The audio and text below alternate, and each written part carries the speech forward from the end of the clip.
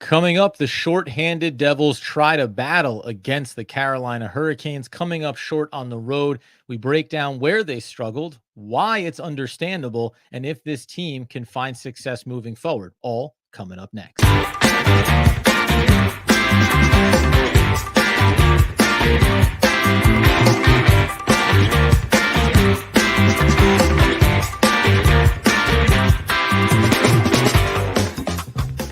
Yes, sir. It is DPL, the Devil's Puck Luck podcast, where we are your hosts. Over here, Adam Armbrecht. Over there, Danny McDonough, live on both YouTube and on Twitter, following the loss 3-2 on the road for the New Jersey Devils against the Carolina Hurricane. We're going to talk about it from a high level, talk about the key sequences, the defensive mistakes that you expect from an under 24 average age defensive unit for New Jersey right now. Before we do dive in on that, though, obviously, we're aware, as everybody is, about the off-ice circumstances surrounding McLeod, surrounding Foote, and the Canadian World Juniors team. You can join us over the weekend. We're going to discuss that, where things currently stand. Still waiting for the NHL to get more information on the investigation side so they can provide an update to the media. But we want to keep these things separated, knowing there was a game night. So if you want that, find us over the weekend. We'll post links on our socials as well. But for now, Danny, we stay focused to what's going on the ice here, where the New Jersey Devils, just from a high level in this one, it's going to be rough. Like this team has holes all over it between injuries and other reasons, and trying to fill them. I think tonight was another example where you're just playing with razor thin margins, right? You can't afford basically any mistakes, and they had a few of them early in this one that really caught them. Three rookie defensemen, it's so difficult with all And the looking like injuries. rookies at times, and looking like rookies at times, right? Yeah. Yeah, it did look like rookies, and we've changed our game to adjust to who's in the lineup, right? Because of the injuries, we have completely changed our game. We're focusing on the little things. We're focusing on really the fundamentals of hockey. And unfortunately, you're going to have those rookie mistakes. The Devils did not come out to play in this game the first 5 minutes. You saw it. Some miscommunication with Ball and Nemitz there. Nemitz get beat, on that Aho goal. And it's a terrible start. Just like we've seen, the Devils trail early. And then from there, we were beat by a better team, Adam. It's really what it comes down to. Where the Carolina Hurricanes are now, how they've been playing as of late in the last month and a half. We know Ronta was struggling goaltending wise. Carolina has struggled just like the Devils all year with goaltending. You expected a little bit of a higher scoring game, but again, it comes down to all the injuries that we have, and there's really no fluidity, no cohesiveness really with the four lines that are rolling. By the end of this game, you end up with 25 shots to 23 advantage for the New Jersey Devils. The hits are even in this one. The face-offs, we talk about obviously missing key figures in that area. They lose that battle 29-22. So that's an area that has been a point of strength for the Devils. We talk about power plays, right? That's another area that we'll get into that has struggled for New Jersey as well after you have some of these injuries. No continuity, no fluidity. But when you come into a game like this, I think for me, and this is really a theme about this team in general right now, and you saw the contrast with Carolina. I think you do need, you mentioned this a lot early on, the physicality, right? And I think you need to be able to lean on that a little bit more here. And you and I finally came to an agreement on what do we mean by physicality? Not about just throwing big bodies around and getting into scraps, about playing physical against the boards, about tying the puck up, about allowing your teammates to get their proper positioning. And without that, you kind of saw it tonight, not only in the physicality and that presence on the boards, but also zone entries, right? I mean, you just saw Carolina do such an efficient job of making that an absolute Herculean effort just for the Devils to kind of get in there. And then setting up was another task. You heard on the broadcast, too, that early in the game, the transition, the back and forth actually was what the Devils needed more of. And Carolina settled back away from that, made it more of a grind. And you know that that's going to make it a difficult task for New Jersey. Brind'Amour's a great coach, isn't he? With Carolina, he adjusted to exactly the way he needed to adjust to this Devils team, knowing they didn't have some of their superstars, and obviously without Jack Hughes, without Dougie Hamilton, two big goal scorers. Man, they are stingy on defense. Slavin is unbelievable. Watching him play defense is absolutely unbelievable. And they did what they needed to do against a team that's shorthanded. And to your point, watching Carolina on the blue line is something special. They frustrated the Devils all night. Going back to the defense that you and I have spoken about, you see how young they are with just the breakouts of the D zone, D zone through neutral zone. You saw no consistency, of players like Luke being able to get more open space. Yeah. Carolina closed down on them so quickly in the neutral zone and on their blue line that it was near impossible. And again, it comes down to coaching, really adjusting to the team that you're playing with the injuries. And I thought the Devils were just outmatched for the first 40 minutes of this game. Do I think they played terribly? No, I don't think they play terribly. I don't think the Devils play terribly. I think they're beat by a better team here.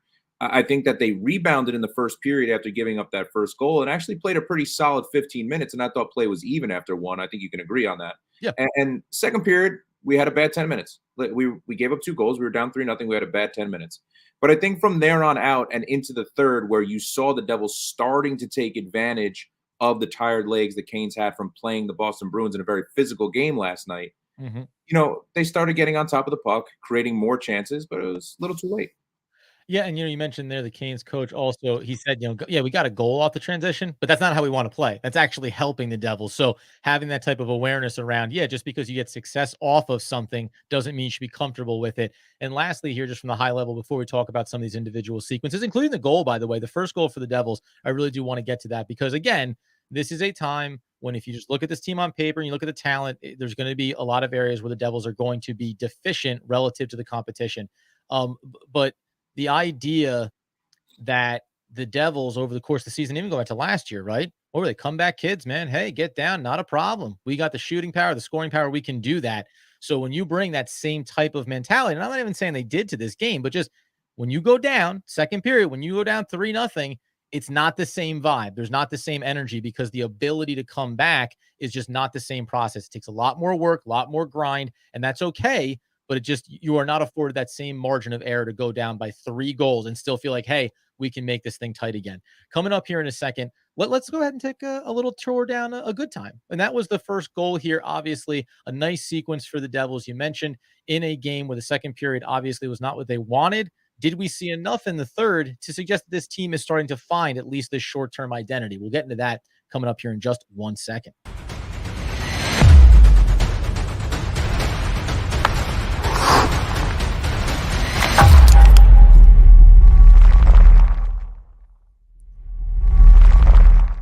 All right, so continuing our post-game coverage as the Devils lose on the road to the Carolina Hurricanes 3-2. Last second goal, kind of a seeing eye puck there that we'll still take it. Would have preferred if it came with a few minutes left, obviously. But let's just go for a minute here to be positive about the things we can take away. The goal that comes there for the Devils, it is Tierney down below the line there, setting up to Holtz, and then Holtz, young player, veteran look though, perfect pass right across the ice. And then, of course, who puts it in the back of the net? Dowling, recently called back up from the AHL because the Devils need bodies. In at least in this isolated moment, what I kind of love about it is Tierney, who's been asked to kind of fill in more than anyone would have expected this season.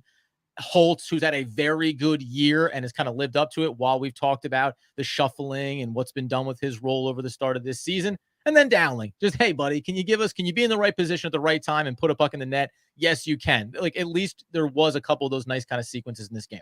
Yeah, congratulations to Dowling scoring his first goal as a Devil, his 99th game in the NHL. I believe he has 7 goals overall. You can correct me on that if I'm wrong, career-wise. So, but it's awesome for a kid that looked like he was working the hardest on the ice. The fourth line was really, really good. And to your point, Alexander Holtz has really shown the minutes that he's going to get wherever he's playing on the fourth line, on the third line. He's been on the top 2 lines at points this season. He's taking advantage of them, and to be on the fourth line and to have limited minutes, he's going to be a 20 goal scorer. What you and I talked about, a successful season for Holtz is 15 to 20 goals, and he's on his way there. And again, hats off to Tierney. He is a trooper. He's a grinder. He's been with plenty of NHL teams. He knows his role in this league, and he's living up to it. The Devils being so injured, he needs to step up in a big way and to be that consistent player, especially on the forecheck. Right? You and I talk about it all the time. The defensive responsibility is what the Devils really need to focus on when you're missing key pieces that are going to bring that offensive power. So, hats off to Tierney, hats off to Holtz and Dowling for getting that goal. The fourth line played very well tonight.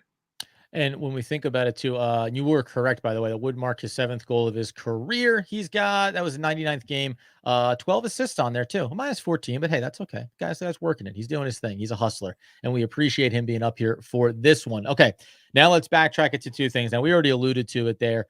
Dawson Mercer, and you had talked about this a bit over on Twitter, and we also, I think, talked about in our last episode how Mercer having to play out of position is a problem, right? He can play center. You don't want him playing center. And this isn't really indicative of the fact that he was playing that position tonight, but it was, hey, gaining the zone, puck a little bit out ahead of you there, and then the trickle down effect of, okay, so you lose it going into the zone. Then you have Nemec, who also overcommits himself going forward. We were exchanging this conversation. It opens it all up. And then you end up with Dawes, who ultimately gets pulled, which we'll touch on too, just getting hung out to dry, right? And that's, again, the kind of early game sequence you can't afford against the Canes.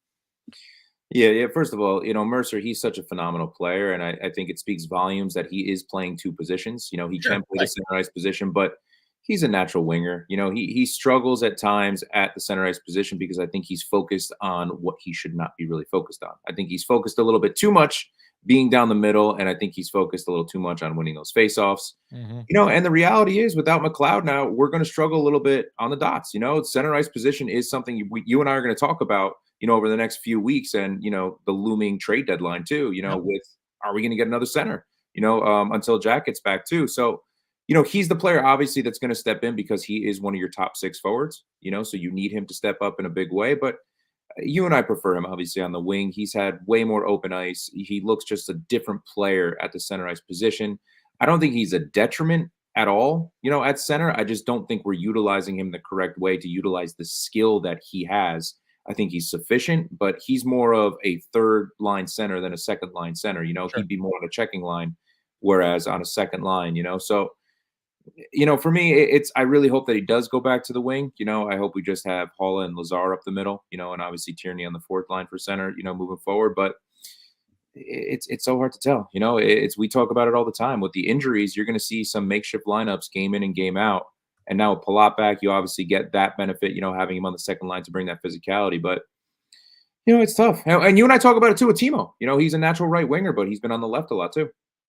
Yeah. Do you look at this? Because I'm thinking about this game here. If we transition away from the offensive side before we go in, I think the way you bookend games like these, at least for me personally, is to kind of go high level. Now let's get into it, and then let's pull back high level again because we know the Devils are going to be going through a tough stretch of games here. When you then look over the defensive side, because I went back to the box score and it was funny. Like just when you're watching, you're thinking about shifts. It ends up being Luke Hughes has the most ice time here, followed up closely by Marino, then Nemec, then Ball. But when I looked over their names, as you look at the stat sheet, I found myself going, well, okay, Leia, Luke Hughes, he had 3-4 kind of rough sequences here. Okay, Nemec, yeah, he had a rough game tonight. Colin Miller, I thought, boy, he looked almost sluggish on the puck for a handful of sequences. It's Ball even like when I started going down the list, I go, well, there's a lot more guys that I think had off nights here than guys that even had consistent nights. Not even about great nights, right? Or impactful nights. I think even though they're young by and large, there was also just some careless plays, I think, defensively here tonight that are indicative of youth. But again, just not necessarily being drilled down on what does it take for this version of this team to win. It has to be critically focused defensively first. You have to grind your way to third periods and then see if you can manufacture 2-1, 3-2 victories your way, as opposed to trying to come from behind. Yeah, the defense struggled tonight. I mean, let's talk about the positive real quick. Sure. Hataka, even though we thought it was Hataka. Well, it reads like Hataka. I mean, honestly, yeah. what do you want me to tell you? Listen, he was +3 last game. He played another solid game tonight. He absorbed some hits behind our goal line. I thought that he was playing pretty well, throughout the night. Our young defense has struggled to clear the zone. Colin Miller, who's not our young, or is our oldest defender on the ice, he struggled the most. Looks kind of like our oldest defender on the ice. Yeah, he struggled the most tonight, and I think he's sick still. I think Yeah. he still has the illness that he's been battling. It seems like it's been going around the Devils team. So I'm going to chalk it up to he just had an off night because he's still not 100% when it comes to being sick. He just did not look like the same player. He gave the puck up egregiously a few times in our defensive zone. But it's just that, Adam. It's having these young kids. You're going to battle through it just to stay in games and to stay defensively responsible throughout the game to give yourself a chance to either be tied or have a 1-goal lead going into the third. We didn't play well, but we only gave up 3 goals defending. So you kind of get caught in between there a little bit, right? Wasn't a great performance from the unit, but you grinded your way through it as best you could. And to a team that could score goals, this team can score goals. Yep. And hats off to Vitek for coming in, not giving up a goal, but more so it's for the defense shutting it down the second half of the game. I thought they played a lot more defensively responsible. I thought they were pinching in the right moments in the third period too.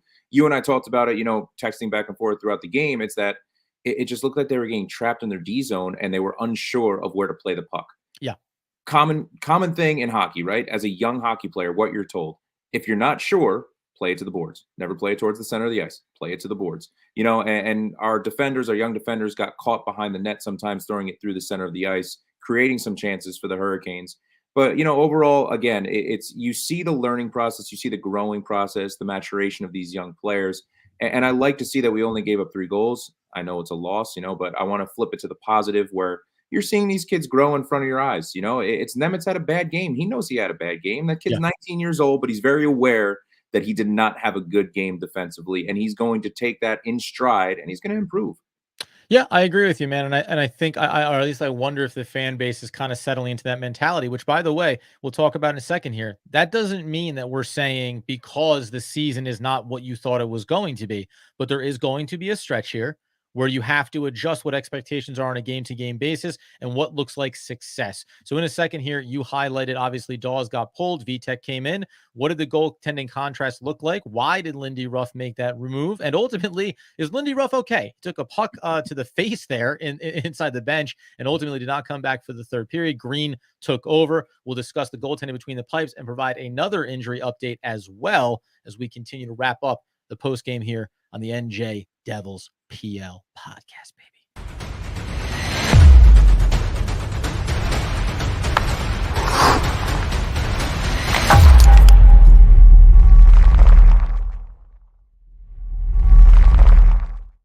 All right, so as we continue, 3-2 loss for the New Jersey Devils. Late goal effectively could have been a 3-1 loss. They were trying to fight their way back here in this game. First thing I do want to highlight here is they make the switch from Dawes. Obviously, as you said, they actually challenge on the play looking for a high stick. It wasn't a high stick. I mean, it's right on the edge of it, but the puck is dropping as the stick is coming down with it. I think it's the right call to not be able to overturn that. But Lindy is afforded the opportunity there on the third goal to say, hey, maybe we just need to make a little bit of a change here. I don't identify that as being the performance of Dawes in net. Again, when we talk about the defense struggling a little bit, you're just trying to switch up the energy. And for what it's worth, Vitek came in and I thought played very sharp hockey, right? I mean, he looked good. He looked proactive and he made a couple of those saves that we sometimes talk about, wow, underneath the arm there. Thought you were going to grab that one. Oh, glove side. Didn't quite have the reaction time. He looked crisp in relief, and I think that at least did give a little bit of stability here. Again, not about one or the other and how Dawes was performing, but you needed to make some change. I thought it was proactive by Lindy there. Yeah, and I always wonder, like, if a goalie's coming in, right, and it's 3-0 Carolina, like, is there less pressure? There more pressure? Whatever it is, Vitek, he was up for the challenge. Like you said, he Sure. played well. And for us, we know what Vitek is career numbers. And I think you have alluded to this earlier on in the season that eventually Vitek would get back to what his career numbers are. I think that he was absolutely atrocious for most of the season, but I think you could see it in the last 2 or 3 weeks, probably minus the Vegas game. There's some goals there I think you'd want back, but he's starting to be a little bit more consistent on who he is. Sure. And I do not think that means that he is the answer for the Devils in goal. I think the Devils still need a goalie. I think you do as well. But listen, pulling Dawes was to give this team a spark. It's really what it comes down to. Rupp did it to give him a spark. The Devils have been known to give up a goal and then to give up another goal within a minute. And that's exactly what happened tonight. 2 goals in 30 seconds. You pull the goalie, you spark the team, you see what can happen. I agree with you. And again, it's not to say that we don't need to make a change there, right? In the moment when they pulled Dawes, I said, hey, what's the classic move? Pull the guy with a 900 save percentage and put in the guy with an 886 save percentage. The Devils don't have other options at that position, but it worked out for them in this instance. The other thing here, then, I think if we start to pull back high level, unless there's anything else you want to drill down on inside of this game, is you and I talked about when we went and looked at the schedule and we knew all the injuries that they were dealing with. We said, well, what is it going to look like here? Because the schedule that they're running on right now, going back to basically starting with the Blue Jackets, which we thought was, hey, you really want to go ahead and grab this victory if you can with the road that you have ahead. They are now a 1-2-1 team over their last 4 games. And with the overtime win coming against Vegas, when you beat Columbus, you got absolutely destroyed by Dallas. You beat a good Vegas team in overtime, and you tried to play tough, but came up short against Carolina. With Tampa Bay, who's coming off, I believe, a 6-3 victory over the Coyotes, with Colorado, with Calgary, and then with Carolina again. This run is happening right now, and I think not to not be disappointed when the Devils don't win games, But I keep taking this in 2 and 3 game chunks. Mhm. You lost this game. Do you get to overtime in the next one? Do you get to a win in the next couple of games? Then I think you're playing the percentages here about trying to stem the tide. Remember now, they were just 6 points back of the Canes coming into this game. They do lose ground in the Metro, but you can only get the points you can go out and get. You'd like to have gotten this head to head, but ultimately, I'm trying to keep, and I think Devils fans should, an even temper around where this team needs to be in another 5 to 10 games. Yeah, it's first of all about the game. I think fans need to understand is it's very difficult for our star players that are on the ice now and the Nikos and the Brats to really be successful on the road with such injuries. The reason being is you got to remember that the home team's getting the last line change. Mhm. Rob Brindamore did an excellent job with matchups tonight to really shut down Nico and to shut down Brat. Timo and Palat were very physical. I thought they played pretty well. I thought they were very strong on the boards, winning 50-50 battles. But again, remember, they had some opportunities to score some goals. They didn't bury them. It's so difficult, with so many injuries across the board, without your superstar and Jack Hughes, that it's easier for coaches on the road to really counterbalance and to put the line, especially the defensive forward line, on the ice against your top stars. But Yeah. I'm looking at it like this, Adam. I'm going to look at it a little differently. I think I'm just looking at this Saturday night game against Tampa, and then we're going to take our time after this 9-day break for the Devils. Sure. Let's see who gets healthy.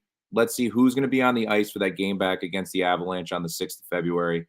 I think you just look at this game because you and I have seen it. We don't know what's going to happen with injuries. It's so hard in the NHL to predict where guys are. I didn't think Palat was going to be back. I thought Palat was going to be back after the All-Star break. So it was a breath of fresh air to see him back on the ice, especially Mhm. now without McLeod, who obviously we missed. But to see him, Palat back on the ice when you're losing another guy and you're losing Foot and you're getting another defenseman in, it's important, So it was very good to see him on the ice. So I'm going to take this game against the Lightning, come out strong, play a very smart IQ hockey game and try to get 2 points. And I think it's possible because, listen, the Lightning are giving up some goals now, but they're hot. They're scoring goals. So it's let's take this game in stride. Let's do this one game for me and then take this break, get healthy, and regroup before that game against the Avalanche.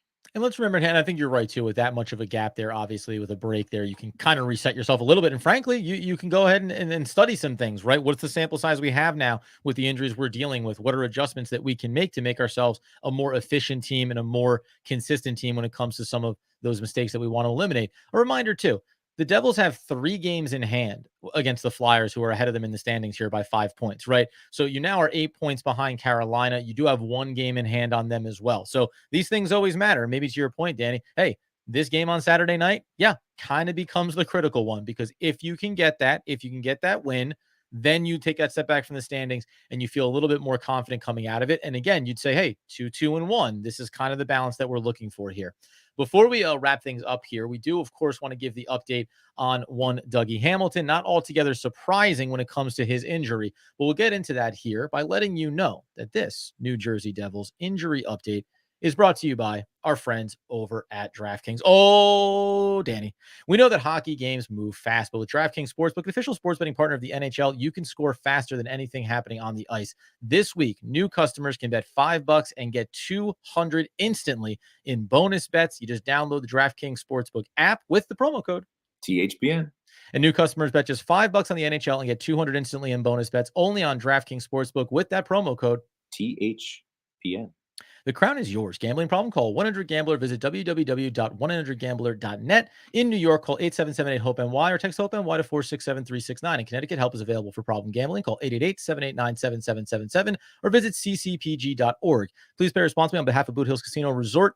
21 age plus varies by jurisdiction. Void in our friends to the north, Ontario, Canada. Bonus bets expire 168 hours after issuance. See dkng.com/hockey for eligibility and deposit restrictions, terms, and responsible gambling resources. NHL and the NHL Shield are registered trademarks of the National Hockey League. Copyright NHL 2024.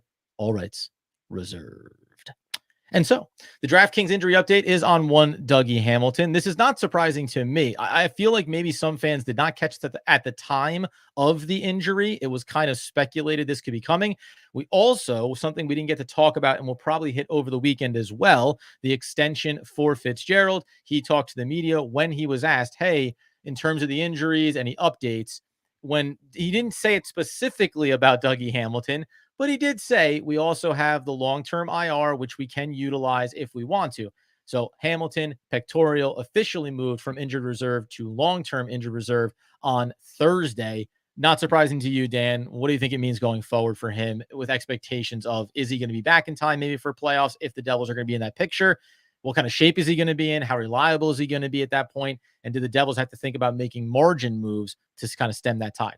We saw with the Tampa Bay Lightning a lot, right? When it comes to long-term injured reserve, a guy's coming back in the playoffs and really making an impact, and eventually for Tampa winning the Stanley Cup. So it's Dougie will be back in the playoffs if the Devils get to the playoffs. So, but this is going to clear up that room, that $9 million for the Devils and Fitzgerald to go out and look what's available and to make a move, to see what's going on and to see what will be successful for the Devils. I think you and I are definitely in agreement with this.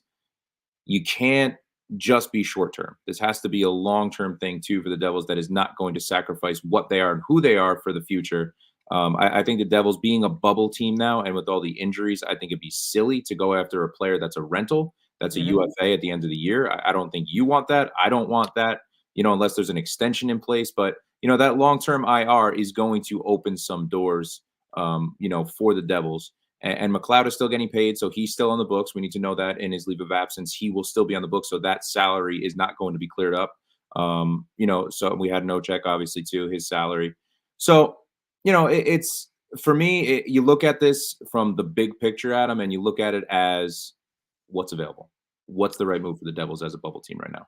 Yeah, it's interesting to me because you mentioned there. I think when we talk about making moves, and as you say, anything you can say, hey, how can we make ourselves a little bit deeper? How can we be a little bit more balanced, create a little more stability? But we can't go from whatever our approach, whatever Fitz's approach was in the long term. We can't start to sacrifice that over these short term adjustments. That being said, and we'll talk about this more as we approach the deadline, when you free up that $9 million, I think the way you apply that becomes a little bit more interesting. So what I mean by that is, because you mentioned, well, a guy that's going to be an unrestricted free agent at the end of the season. Well, it depends on what the price point is. And it depends on if maybe you get a couple of bodies like that underneath that dollar amount where you say, what we're trying to do here is maybe put a couple of decent bodies ahead of a few young players that we don't really want to have up here and being exposed at the NHL level at this moment, or we at least don't want to have 5, 6, 7 of them all being exposed at the same time. And yeah, they're going to walk out the door, but the cost is nothing significant. I know that's what you're speaking to, right? It's not about putting together money and Alexander Holtz to go get player X. It's not about, at least for me, making the big swing on a goaltender in this moment, because again, as you say, if that's a UFA at the end of the year, if that's a contract extension you're not so sure about, then you have a lot of different discussions to have. So these are all things, by the way, including Tyler Toffoli, like we've talked about him before too. We're going to have a full episode and probably a few full episodes where it's just about where do we stand? Where are we in the standings? What are other teams doing? And what are the difficult decisions that the Devils are going to have to make, knowing you have a restricted free agent in Dawson Mercer coming up. Tyler Toffoli could walk, certainly. That was a part of Fitz's press conference as well. So all those things we're going to save for over the weekend here to have some really good discussions about it. And over this night, we got 9 days, Danny. We're going to have 9 days without hockey for the New Jersey Devils. That's when we're going to get into all of that. Closing thoughts here before we clear out following the 3-2 loss to the Canes as the Devils drop an unfortunate one here on a Thursday night. Yeah, I think Fitz is going to make some moves, Adam. We'll talk about it, like you said, over the weekend and through these 9 days where they're off. He's got that. A game. I'm there. But we got DeSimone. It's a player off waivers we got from Calgary. Yes. We're going to make moves bigger than that. I think. But obviously, you want that depth player. He's 28 years old. He has some NHL experience. Basically a career AHL guy, but he's basically replacing what Foote was to us. And now with Misule coming up too, he's your odd man out tonight defensively. Listen, it has been a whirlwind of a season for the New Jersey Devils. Coming into this year as a cup contender, all the things that have gone on injury-wise, talk about Ruff and is he fit to be the head coach of this team? The Holtz conversation, it's who we're going to slide into certain positions to make this team competitive. And obviously now the McLeod and Foote situation. There is so much that's happening all at once, and I don't think anybody expected it. So to be able to be continuing to play meaningful hockey is awesome, and I want Devils fans to think of that because it has been a tough decade of hockey that was not meaningful, starting in probably February for most seasons. So we're going to be playing meaningful games, Adam. I think you can agree with me. I think the Devils are going to stay competitive. I think they're a good team. I still think with the injuries, they're a good team that can compete night in and night out with teams that are on top of the standings. I think they have that structure, and I think they are going to learn on the fly, and we're going to continue to see the mistakes, but do not give up on this team. I still think we can make the playoffs. Yeah, 51 points right now, obviously virtually tied, although we have 2 games in hand over the Islanders, both on 51 points as well. You look up into the Atlantic, you see Toronto with 56, you see the Red Wings with 56, right? So there's a lot of teams that are going to be in the mix here when we talk about those wild card spots and positioning. But when you watch Philadelphia losing 4 in a row, when you actually, how about this for the standings? The only team on a winning streak inside the Metro is the Canes, 2 in a row. Every other team, even though the Rangers are only on a 1-game losing streak, as are the Devils, are losing games. So that's a part of it too, right? You have to look around you and see what other teams are and set those expectations. A lot of fun we're going to have over that 9-day period when the Devils are off from the ice. So be sure to be a part of that conversation. How do you do it? Well, you do a couple of things. Right now, you're watching us on YouTube and on Twitter as well. Give us a follow on Twitter at Danny the Face and at Adam Armbrecht at NJ Devils PL. You also get us on YouTube at Devils Puck Luck. Over on Instagram, on TikTok, on Snapchat, and on Facebook at Devils Puck Luck. So we're doing it all across the board here. We're doing some live post games like this as well. You should see more of our friendly faces in the next couple of weeks, because as that deadline starts to loom, as decisions need to get made, and frankly, as more information about some off-ice stuff comes up, we're going to be having a lot of discussions about this hockey team. So help support us, as we greatly appreciate it. Danny, give us that quick quip before we get out the door. I'm scared for Saturday, but we can win. I wouldn't call that a confidence statement, but guess what, guys? That's why they play the game on the ice. We'll be back next time right here on DPS.